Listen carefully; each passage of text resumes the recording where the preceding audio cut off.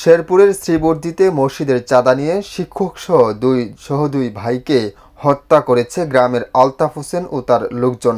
মামলার আসামিকে দ্রুত গ্রেফতার করে শাস্তির দাবিতে ভায়াডাঙ্গা বাজারে ঘণ্টাব্যাপী মানববন্ধন বিক্ষোভ মিছিল অনুষ্ঠিত হয়েছে।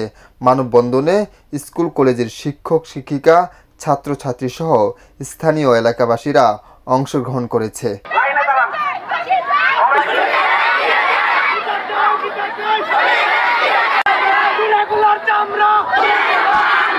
গেল ২৪শে অগাস্ট তুচ্ছ ঘটনাকে কেন্দ্র করে মালাকুচা গ্রামের আলতাফ হোসেন ও তার লোকজন ইউনিয়ন শ্রমিক দলের নেতা লিটন মিয়া ও তার ছোট ভাই মালাকুচা সরকারি প্রাথমিক বিদ্যালয়ের সহকারী শিক্ষক শফিকুল ইসলামকে ধারালো অস্ত্র দিয়ে কুপিয়ে আহত করে পরে গুরুতর অবস্থায় হাসপাতালে নেওয়ার পথে মারা যায় লিটন মিয়া। আজ ১৫ দিন পর ঢাকা মেডিকেল হাসপাতালে মারা যান শিক্ষক শফিকুল ইসলাম।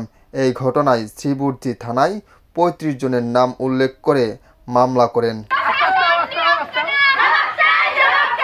নিহত শফিকুল ইসলামের স্ত্রী কাজল বেগম ও তার মেয়ে শশী খাতুন জানান, এখনও কোনো আসামি গ্রেফতার হয়নি।